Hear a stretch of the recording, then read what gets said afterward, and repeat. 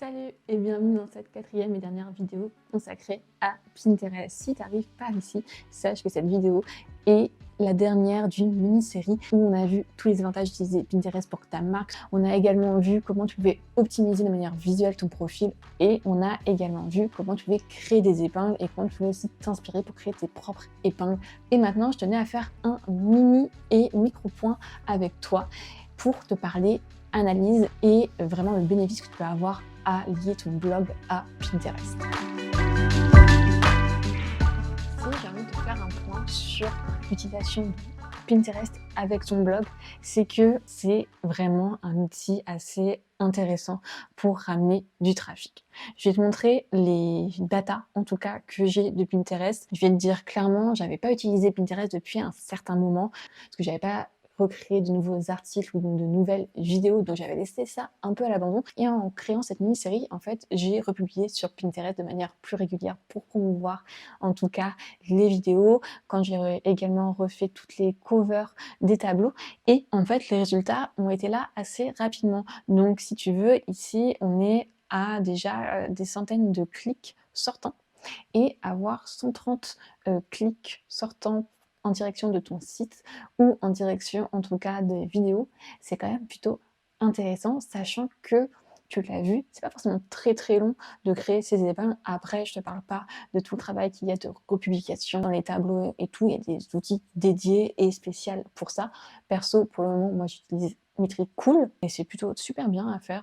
On peut gérer tous les réseaux, mais ceci n'est pas le sujet de la vidéo. Mais bref, déjà en 3-4 semaines, il me semble, c'est intéressant de voir que les résultats sont remontés assez vite en termes d'enregistrement, en termes de clics sortants et en termes d'impression. Donc voilà pourquoi je te dis que Pinterest, c'est pas forcément un réseau, un moteur de recherche à négliger quand tu crées du contenu. Mais si on s'intéresse plus particulièrement au blog, je vais donner quelques avantages quand même qu'il y a à combiner les deux. Donc un des points principaux, c'est que l'acquisition des visiteurs se fait sur le long terme. C'est pas un contenu éphémère qui va durer quelques heures, qui va durer 24 heures ou 2 semaines. Non, c'est vraiment des contenus qui sont visibles très longtemps. Et souvent, tu vas créer des épingles et tu vas retomber peut-être dessus après 1 an, 2 ans, tu te dis ah oui c'est vrai, j'avais créé ça à un moment donné. Et en fait, ces épingles-là vont continuer potentiellement à t'apporter du trafic vers ton site ou vers tes contenus. Donc ça, c'est super intéressant.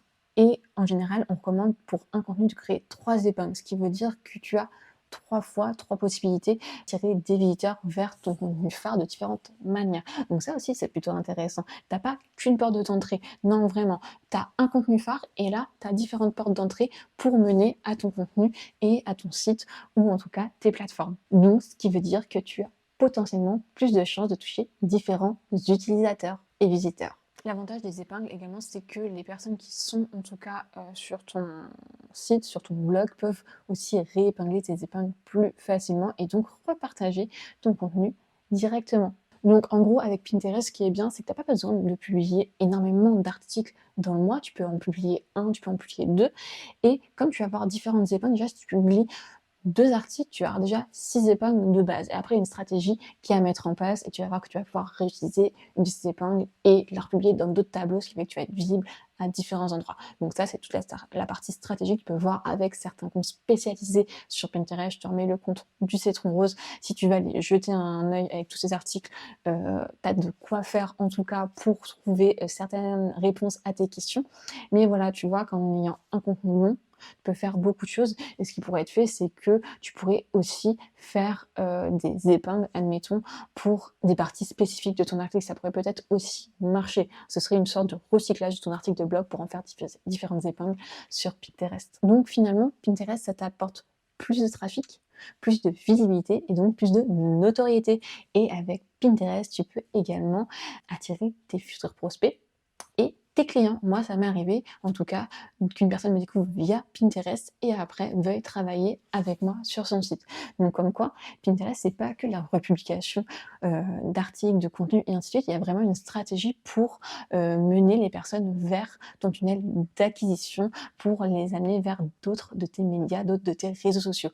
Dans ce système de direction, finalement, peut-être que Pinterest renvoie vers ton blog ou vers YouTube ou vers ton freebie ou ce que tu veux, et qu'après ça va mener peut-être vers Instagram, pour encore être découvert et après mener vers un appel découverte et donc la vente. Ce qu'il faut voir, c'est comment tu implémentes Pinterest dans ta stratégie d'acquisition client, dans ta stratégie de visibilité. Et quand tu auras une idée claire de ce que peut t'apporter Pinterest, où il se situe dans ce système de distribution, de visibilité, de notoriété, tu verras où ça peut être important et ce qui peut être fait en tout cas, et ce que toi tu peux faire pour maximiser tes efforts dessus sans que ça te prenne trop de temps.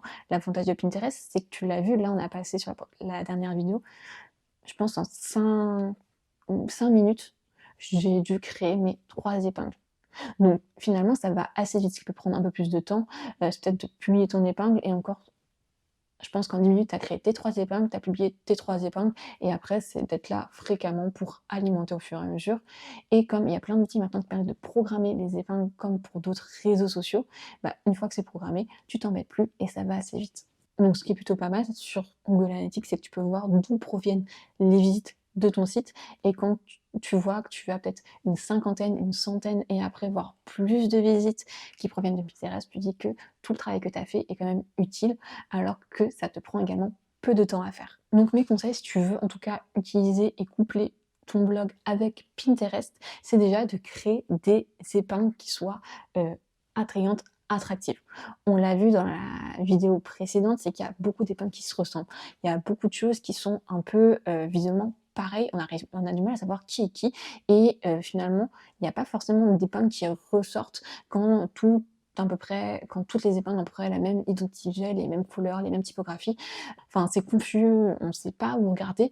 Donc déjà, si tu travailles bien ces épingles, le design, la mise en page, la structuration, la hiérarchie de lecture et comment tu peux donner l'information clairement avec la bonne identité visuelle qui change de ce qu'on voit, ça va être plutôt pas mal déjà pour attirer l'œil de l'utilisateur sur Pinterest. Ce qu'il va falloir faire après, c'est d'épingler tes épingles dans tes articles de blog et aussi les publier régulièrement sur Pinterest. Oui, ça sert à rien de créer des épingles si tous les 4 matins, tu te réveilles en disant « Ah, je crois que j'ai peut-être un truc à faire ». Essaie d'être régulier.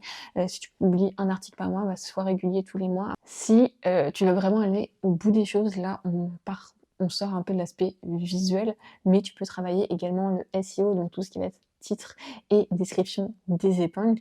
Là aussi, il y a des contenus qui sont créés, qui sont dédiés à ça pour être beaucoup plus spécifiques. C'est pas le but de la vidéo d'ici, ni de cette mini-série, mais n'hésite pas à aller te renseigner là-dessus. Ça te permet aussi de gagner en visibilité et de ressortir sur les bons mots-clés quand les utilisateurs cherchent certaines demandes. Et tu peux sur ton site ajouter un bouton Pinterest pour qu'on puisse repartager et republier facilement tes épingles et comme ça permet que tes épingles vivent aussi plus longtemps. Et là on a travaillé sur les épingles fixes principalement, mais tu peux aussi ajouter des épingles vidéo ou alors ajouter comme des séries de plusieurs épingles fixes qui vont se transformer en carrousel un peu vidéo et qui vont défiler automatiquement. Donc ça peut être intéressant. Des fois tu peux recycler des contenus, par exemple si tu publies sur Instagram assez fréquemment, tu peux publier certains contenus Insta et les transformer au format Pinterest et les publier directement. Donc finalement, rien ne se perd et tout se garde. Donc n'hésite pas à réutiliser ce que tu as déjà fait.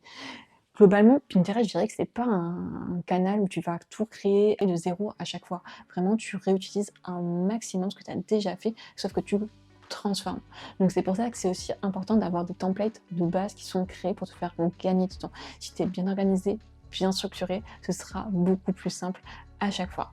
Et donc voilà pour ce petit point blog et Pinterest. J'espère que cette mini-série t'a plu. Si tu as d'autres envies ou en cas que tu as envie de voir d'autres choses en termes de mini-série, n'hésite pas à me le dire. C'est un format qui va revenir et le but est toujours de te donner des petites actions concrètes à faire et de te montrer aussi comment je le fais derrière. Donc tout ce que je te montre, je le mets également en place. Si la série et la vidéo t'ont plu, n'hésite pas à t'abonner ou à liker.